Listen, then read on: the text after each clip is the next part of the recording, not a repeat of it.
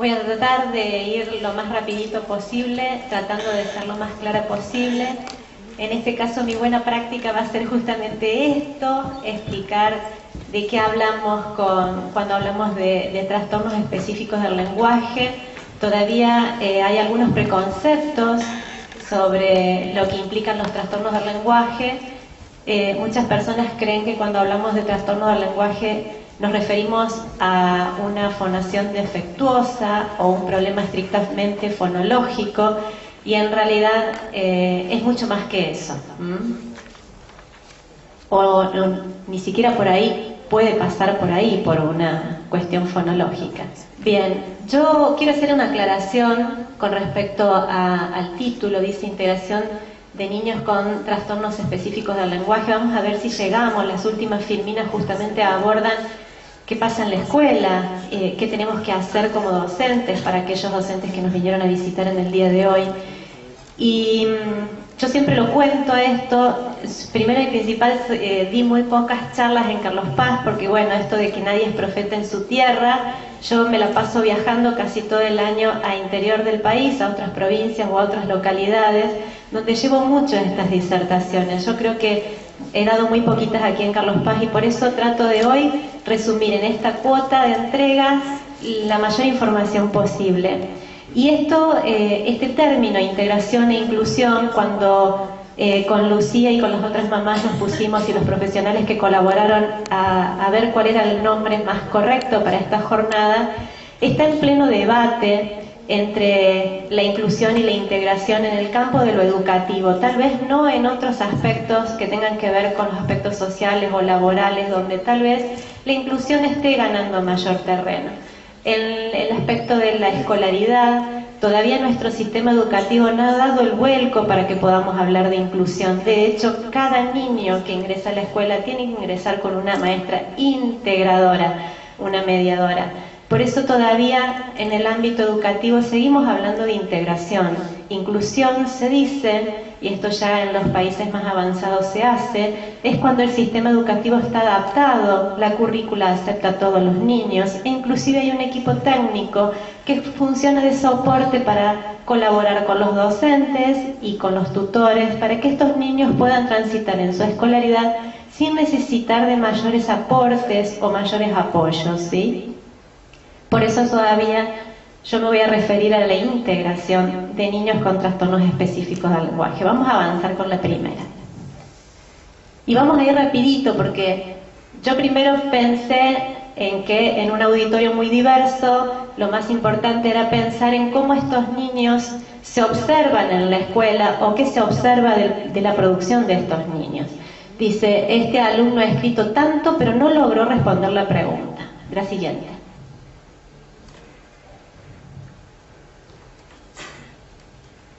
Vamos a pasar. La seño me preguntó por qué están diseminadas las hojas en el patio. No entiendo. La siguiente. Y este es el mismo niño que dice, el diccionario me explicas con palabras que tampoco entiendo. Estudié todo, pero ahora no me acuerdo de nada. La siguiente. Me dicen que lean, pero yo no entiendo lo que dicen los libros. Seguimos. Es muy común que algunos chicos digan las letras y renglones bailan.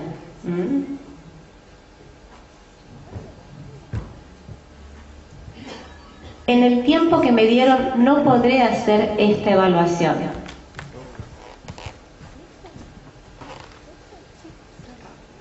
Y este niño que piensa, no quiero que nadie vea lo que yo escribo. A veces sucede con pares, con docentes. Y bien, tenemos que empezar a pensar que el lenguaje se construye. El lenguaje se construye desde el momento en que el niño nace. El lenguaje se nutre de múltiples indicadores, de señales, de gestos y también de palabras. El lenguaje incluye una multiplicidad de cuestiones que lo conforman, y que esto va generando en nosotros un almacén de palabras y que le otorgan sentido una vez que nosotros podemos ir hilvanándolas. Vamos a seguir con la siguiente. ¿De qué manera se construye? Bueno, aquí yo busqué una lámina que fuera lo suficientemente gráfica, de que no podemos dejar de pensar que el lenguaje ingresa a nosotros. Ya nosotros estamos prácticamente multiestimulados con la radio, la televisión, la computadora, en todo el formato de lenguaje posible ingresa hacia nosotros de múltiples formas y maneras. Nosotros tenemos que imaginar que todo eso va haciendo de alguna manera un anclaje en nosotros. Quien dice, hoy esta mañana escuché tal o cual noticia y dijeron tal palabra, y después nosotros la volvemos a aplicar en otras situaciones, ¿sí? Esto va generando en nosotros la posibilidad, muy bien, gracias, de generar un léxico auditivo. Nosotros vamos reconociendo palabras hasta cuando la radio habla en un volumen muy débil, podemos ir adivinando lo que va diciendo porque nuestro oído se va acostumbrando a determinadas palabras. Eso se conecta con nuestro campo semántico y este campo semántico se va alimentando de palabras. Son todas las palabras que se unen en redes de acuerdo a su uso o su clasificación. Después, cuando queremos contestar algo en consecuencia de un mensaje que hemos recibido, para atrás, todavía no he terminado. Nosotros seleccionamos de ese léxico fonológico que nosotros tenemos nuestro sistema nervioso, que activa, por supuesto, todas las zonas del sistema nervioso de nivel superior, y nuestro aparato sinestésico motor verbal, ambos se unen, ¿sí?, para poder seleccionar los fonemas correctos que vamos a utilizar en la palabra, y se produce el habla. Esto en centésimas de segundos, en una velocidad súper rápida. Imagínense que todas estas órdenes el cerebro las va haciendo en la medida que nosotros vamos generando nuestras ideas y vamos hablando. Ahora sí pasamos a la siguiente. Esta lámina a mí me encanta, porque así me imagino yo nuestro campo semántico. Nuestro campo semántico, yo siempre digo que es como en la PC el lugar donde están las carpetitas, donde guardamos las fotos familiares, la carpetita donde guardamos los archivos de trabajo, la carpetita donde guardamos a lo mejor los datos importantes de nuestras actividades o nuestra agenda. En cada cajoncito, fíjense que está la música en un cajón, todo lo que tiene que ver con la computadora en otro, y en otro las pinturas. Nosotros vamos guardando los conceptos relacionados por su uso en distintos cajones imaginarios, ¿sí? En teoría, un cerebro que se va desarrollando y un niño que se va desarrollando va a ir clasificando esta información.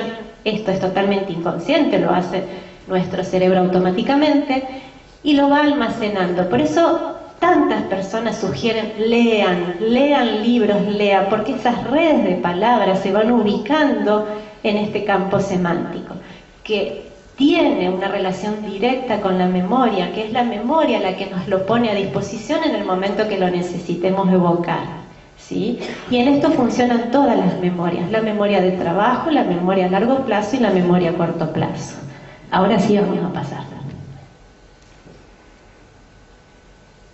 Recién vimos qué pasaba en el campo de lo auditivo y el lenguaje oral. Acá estamos viendo representados los caminitos que hace la escritura y la lectura, que son siempre dos campos totalmente diferentes, ¿sí? Antes se decía el aprendizaje de la lectoescritura.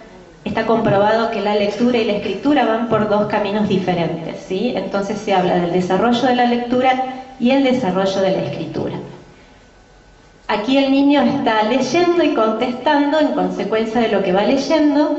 Entonces la palabra escrita ingresa por la vía visual, se hace un reconocimiento visual, nosotros le llamamos un léxico visual, que se va generando. Ustedes ahora van por la calle y pueden hacer un barrido en los carteles sin pararse a leer detenidamente lo que dicen los carteles, porque sus ojos ya se los permiten. Este barrido tiene que ver con el léxico visual que va generando nuestro cerebro a partir de lo que vamos leyendo.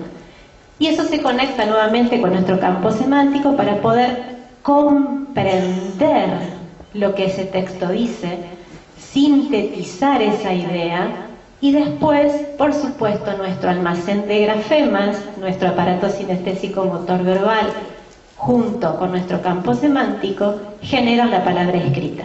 ¿Sí? Seguimos.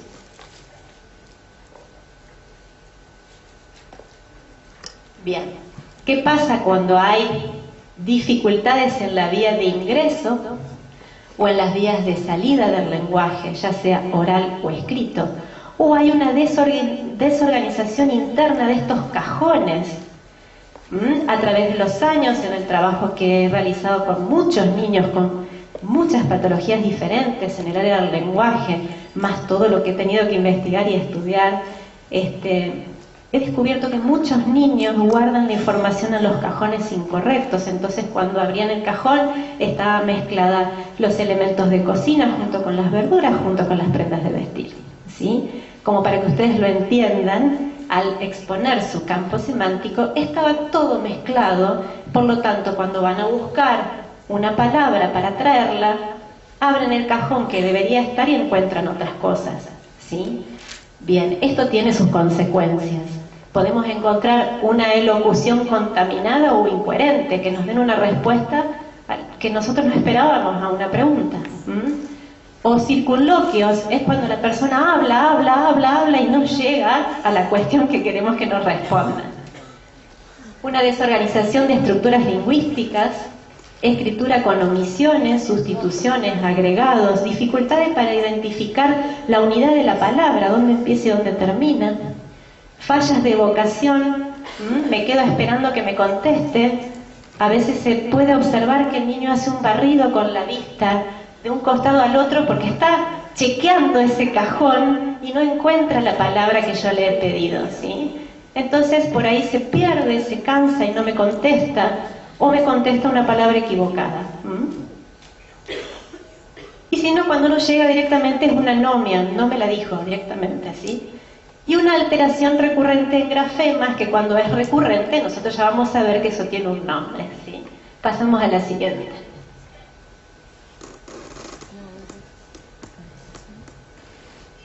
Yo traje esta definición de trastorno específico del lenguaje porque es bastante amplia. Hay infinidades de definiciones, pero a mí me gusta esta porque es bastante clara para que podamos comprender.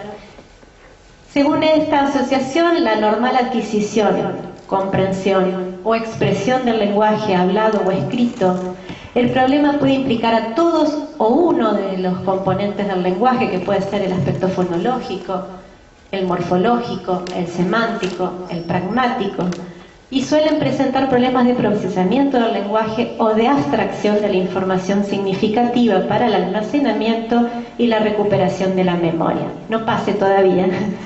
Recién acabábamos de ver que si este niño tiene desorganizados los cajones y si tiene que buscar la información va a tener problemas de evocación, y si a este niño se le da una orden y no la comprende, no la va a ejecutar, ¿sí?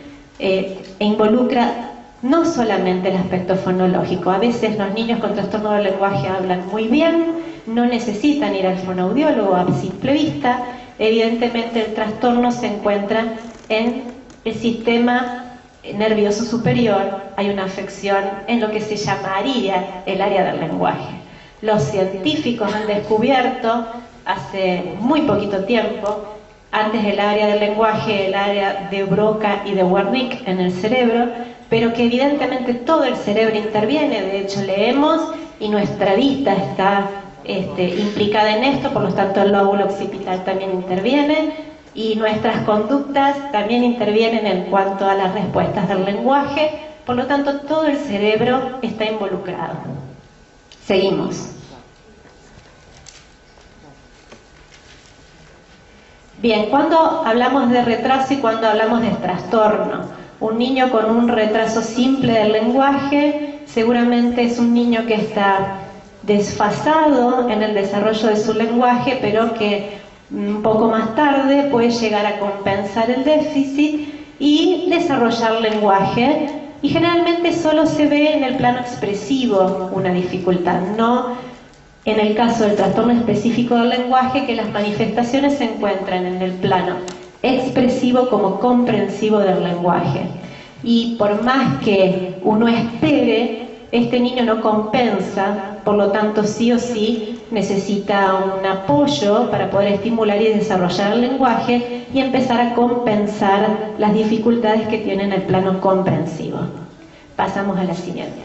Bien, hablábamos al principio de los trastornos específicos del lenguaje en la integración escolar. Estos trastornos generalmente se detectan en el plano del aprendizaje, o sea que cuando el niño llega a la escuela es donde se hacen visibles. Posiblemente antes pueden haber sido niños que hayan tenido alguna dislalia. Una dislalia es una imperfección en el pronunciamiento de algunos fonemas, ¿sí? O niños que puedan haberse observado cierto problema en la lateralidad, o niños que hayan tenido alguna dificultad para subir y bajar escaleras al paso, pero son cosas que en el desarrollo infantil no nos llaman la atención, ¿sí? Pero una vez que llegan a la escuela esto se pone en evidencia, tanto el trastorno afásico, la dislexia y el trastorno anártrico o disartria, que en realidad es un ínfimo porcentaje en el que se puede encontrar en las escuelas. Los dos primeros sí. Hasta hace muy pocos años el porcentaje era un 8% de la comunidad escolar, hoy se está hablando de un 15% de los niños que pueden presentar este tipo de trastornos. Estos dos últimos, la disgrafía y la hipoacusia, no son trastornos específicos del lenguaje, pero yo los traigo a colación porque en realidad lo que implica en el trabajo de recuperación de estos dos trastornos son idénticos a las terapias específicas de trastorno del lenguaje. Y digamos que las implicancias escolares son iguales. Adelante. Falta una flechita ahí que, si esto no se trata a tiempo, deriva en fracaso escolar, ¿sí? Y después es muy difícil compensar y restablecer el nivel escolar en el que está el niño. Vamos a describir muy fugazmente cada trastorno, en este caso la disfasia, que podemos observar en el plano escolar.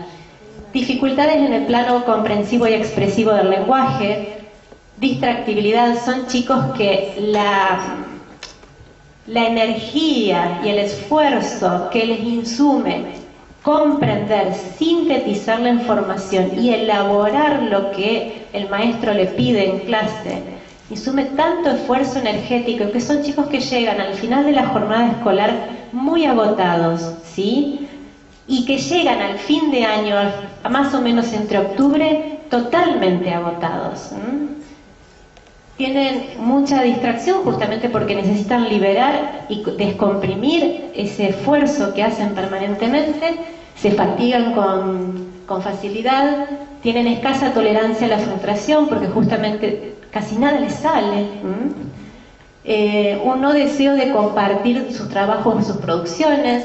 Funcionan como niños con escasísimo rendimiento, inclusive se los puede haber llamado en algún momento como poco inteligentes y en realidad su funcionamiento intelectual es óptimo.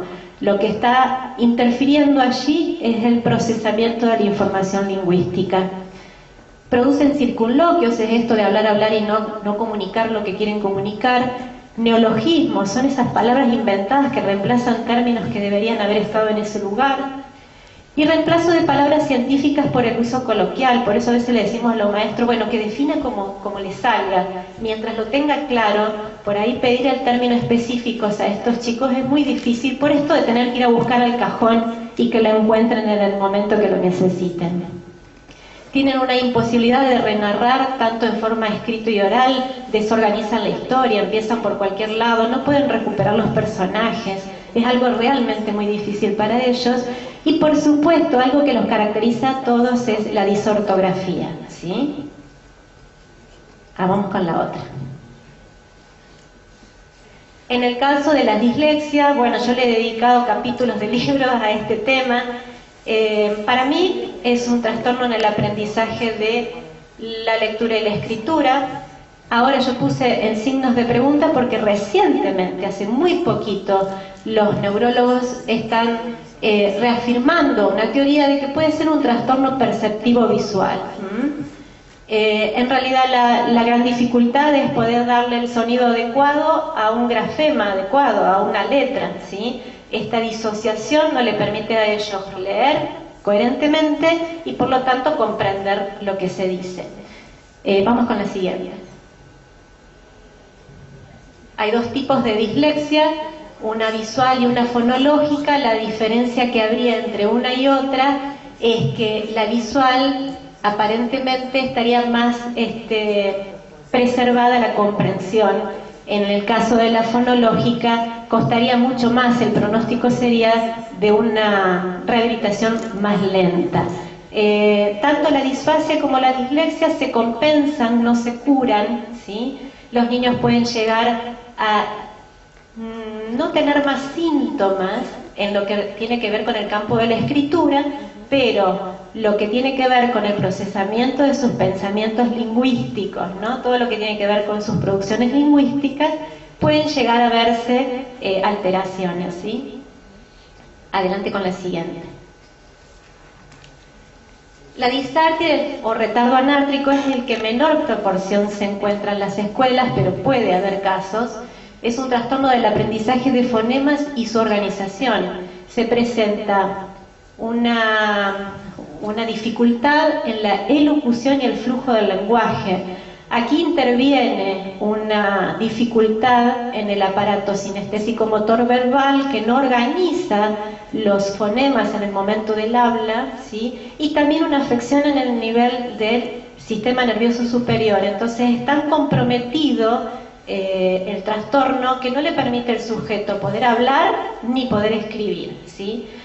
Hay casos donde los niños han transitado su escolaridad primaria con adecuaciones bastante importantes en el área de la lengua, porque ellos pueden desarrollar su pensamiento y pueden desarrollar el habla si se utilizan los mecanismos adecuados para esta terapia. Vamos con la siguiente.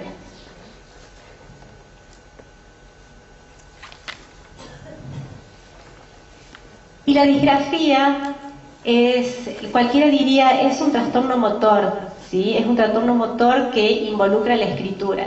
En realidad ahora se ha descubierto que no solo es un trastorno motor, sino que puede estar afectado los componentes léxicos del lenguaje, ¿sí? De acuerdo al proceso cognitivo dañado, pueden ser disgrafías centrales o periféricas. Si fuera periférica, podemos entender que solo rehabilitando lo motor podríamos hacer que este niño escriba correctamente, pero en el caso de las disgrafías centrales podemos pensar que está comprometido también el campo semántico, aquellos cajoncitos donde guardábamos la información. Seguimos con la siguiente.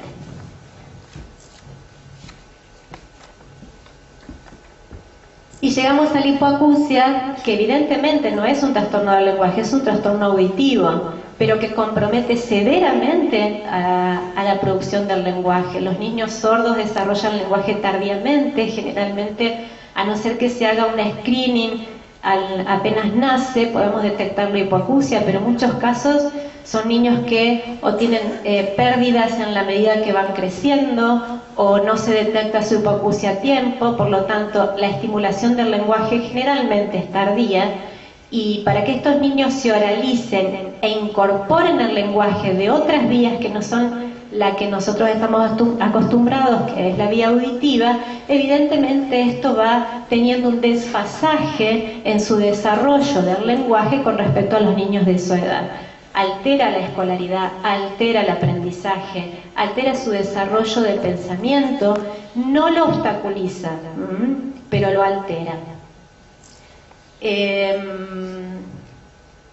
Bueno, evidentemente para la alfabetización se complejiza, y se complejiza aún muchísimo más la escritura espontánea, ¿sí? A estos niños que todo lo logran equiparar o comparar con algo que tenga sentido, paloma, bueno,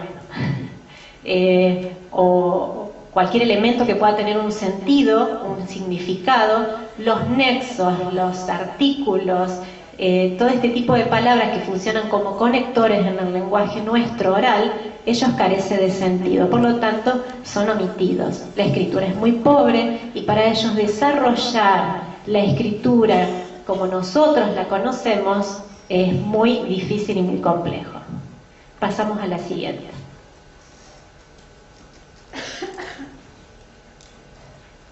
¿Qué características tienen estos niños con trastorno específico del lenguaje? No suelen sentir deseos de leer en voz alta, generalmente se niegan en clase a exponerse a tal situación, sienten frustración, negativismo, baja autoestima, se vuelven niños más vulnerables, ¿sí? Son niños que se frustran rápidamente también, son pasivos durante la clase, no participan, pero en el momento que la seño ya explicó y da la actividad, es ahí donde empiezan a demandar ayuda de la maestra para poder llegar a la meta. Algunos niños manifiestan dolores de cabeza, de estómago, directamente les piden a la mamá que los retire, porque la inestabilidad emocional que les produce exponerse en esta situación ante la seño y sus compañeros, les produce esta sintomatología corporal. Otros se muestran ansiosos en forma permanente y saben ellos, antes que los papás, qué es lo que se espera de ellos y no alcanzan.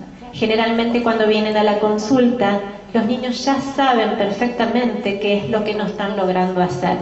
La primera entrevista después de los papás, cuando le preguntamos, ¿y a vos qué te parece que te pasa? Ellos cuentan claramente cuál es el cuadro de situación.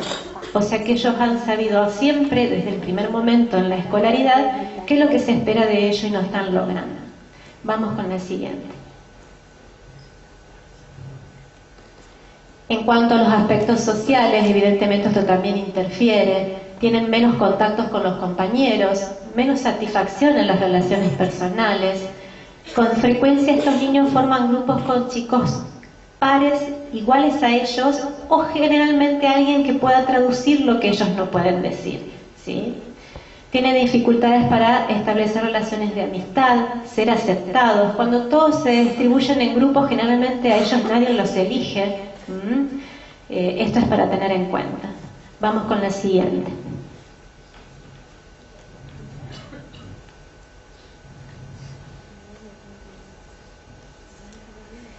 Estos niños producen respuestas más cortas, algunas respuestas no verbales. En el caso de nivel medio, estos chicos se hacen más amigos de los profes que de sus compañeros, ¿sí?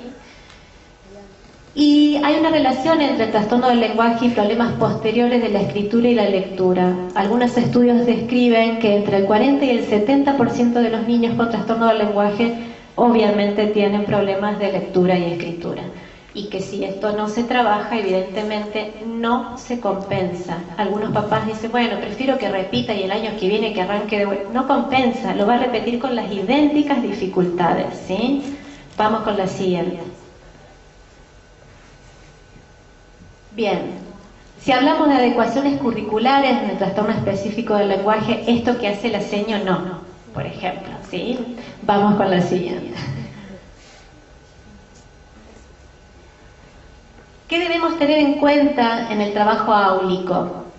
Siempre que tengamos un niño con trastorno del lenguaje, tenemos que pensar en que planificamos para los 30 alumnos que tenemos y este 31 que tiene este trastorno del lenguaje es alumno nuestro.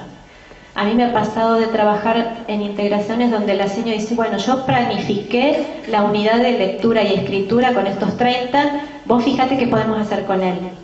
No, señor, en realidad usted tiene que planificar para todos estos 30 más ¿sí? ¿Cómo lo podemos incluir dentro de las actividades planificadas que usted tiene? Y si usted planificó algo que él no pueda, incorporar actividades en las que él pueda desarrollarse. Consignas con vocabulario conocidas por el niño, consignas breves para este niño, una por vez. Habíamos hablado hoy que estos cajones, al estar alterados, los niños por ahí la memoria de trabajo, corto plazo y largo plazo la tenían afectada. Cuando le damos 2 o 3 verbos en una consigna, es posible que él concrete la primera y las otras no. Ya está, terminó la actividad, ¿sí? No logra volver y ver qué más le están pidiendo. Actividades estructuradas o semiestructuradas, al menos en los primeros años, ¿sí? Y si vamos a invertir tiempo en un aprendizaje nuevo, que la actividad que le pidamos, el formato de la actividad sea reconocida por él, y después cuando ya esté afianzando el concepto que está aprendiendo, podamos cambiar la modalidad de la actividad, pero ir movilizándonos de esta manera para no sorprenderlo en algo que él se encuentre totalmente inhabilitado para realizar. Aceptar términos que reemplacen los académicos y, por supuesto, no tomar pruebas sorpresa, mucho menos pedirle que lea al delante de todos sus compañeros. Vamos con la siguiente. Algunas estrategias: evitar la fatigabilidad. Si vemos que este niño está bajando la guardia, usarlo de secretario, que él reparta las fotocopias, que tenga el motivo para darse un respiro, para poder descomprimirse y volverse a sentar en el banco a trabajar. Evitar la sobreestimulación visual en el aula, porque justamente es un niño que se distrae, y si hay una mosca se irá con la mosca, y si hay un afiche se va a leer 20 veces las palabras del afiche. Trabajar con el terapeuta los acuerdos de consignas, los vocabularios que sabe este niño, los modelos evaluativos y los criterios de evaluación que se van a utilizar para evaluar a este niño. A veces me ha pasado que me dice la señora: le puse Sati en lengua escrita, pero ¿con qué criterio lo evaluaste? Y no, yo con respecto a lo que hemos avanzado con el grupo, pero él, ¿cómo avanzó desde que arrancó hasta acá? ¿Sí? A lo mejor tenemos que establecer criterios propios para evaluarlo a él, porque no podemos usar la misma vara que con el resto de los alumnos. Y una buena técnica para los niños que tienen trastornos del lenguaje es un cartoncito que funcione como regla, con un canal donde nosotros podamos hacer un agujerito y que ellos puedan leer con esa reglita para poder evitar la distracción que le produce el resto de las palabras del texto. Pasamos.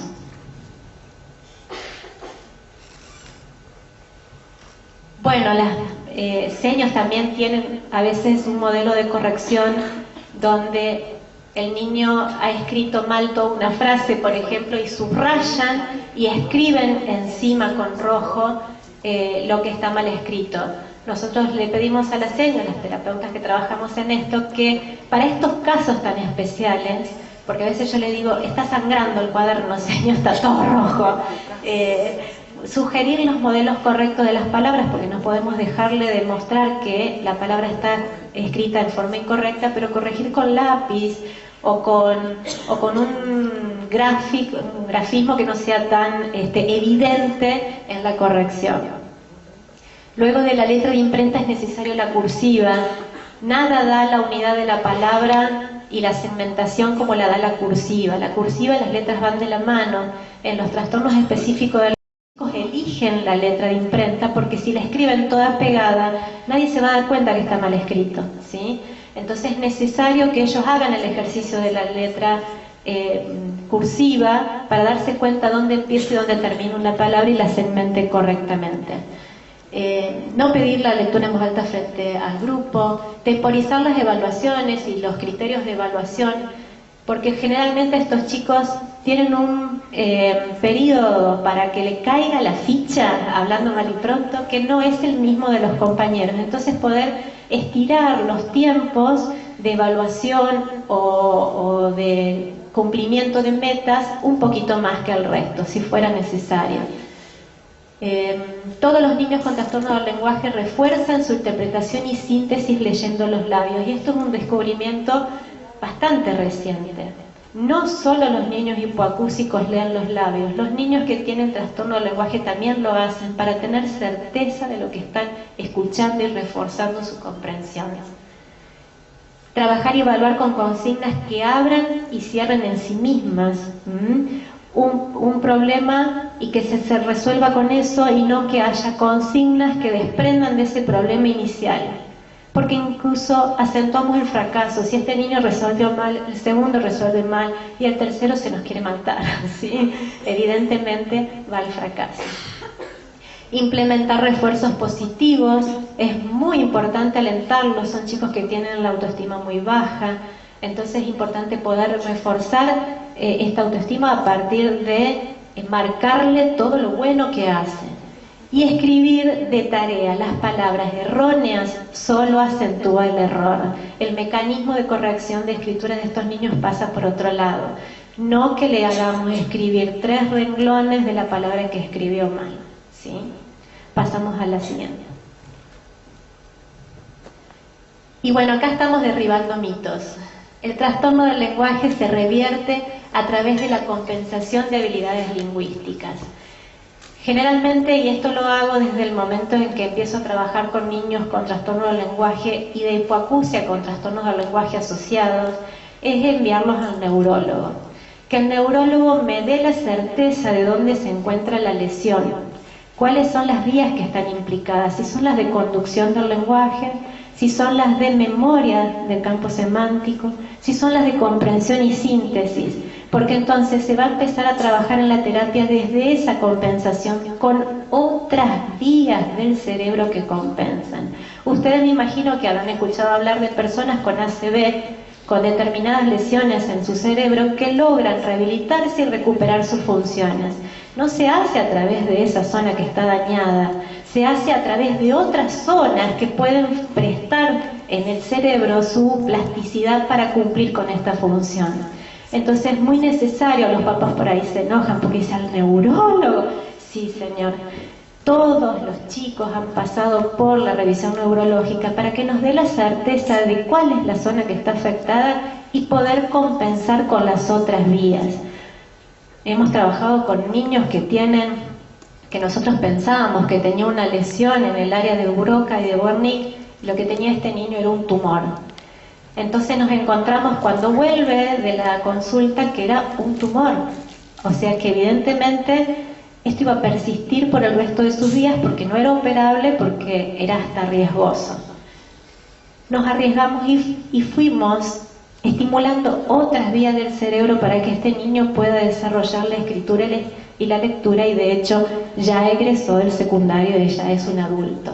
O sea, es posible, el cerebro es un músculo y es sumamente plástico, pero es necesario determinar dónde está ubicada la afección para saber qué contamos de bueno en el resto del cerebro para poder trabajarlo.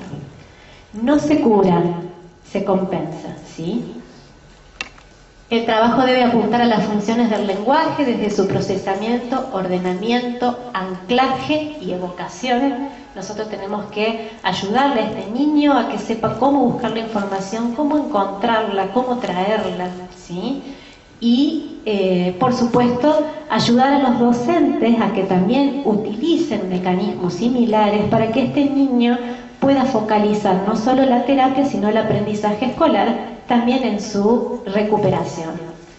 La repitencia de nivel no modifica su situación con respecto al lenguaje. Se necesita una terapia específica y que no hablamos de una terapia fonológica para que pronuncie bien. Hablamos de una terapia que involucra las funciones del sistema nervioso de nivel superior en las funciones ejecutivas del lenguaje, ¿sí?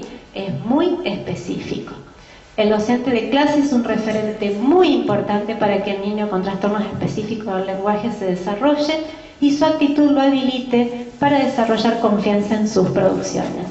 Una de mis alumnas, ya grande, empezó a escribir poemas, o sea que se puede lograr una recuperación sumamente, digamos, placentera y llegar a los niveles inesperados de desarrollo del lenguaje. Esa. Un niño de 8 años hipoacúsico me dijo una vez: yo puedo pensar en imágenes todo un cuento, pero las imágenes no me sirven en la escuela. Él me pudo contar hasta los detalles de todo el cuento que él había elaborado en su cabeza, todo con imágenes en el pizarrón, una delicia. Ahora él ya tiene 16 años, en aquel momento tenía 8, y me decía que todo esto no lo podía volcar en palabras porque él no tenía los elementos en la escritura para poder hacerlo. Y él me decía: en la escuela no me sirven las imágenes. Bueno, muchísimas gracias, espero que rápido pero concreto, y si alguien tiene alguna pregunta no tengo inconveniente.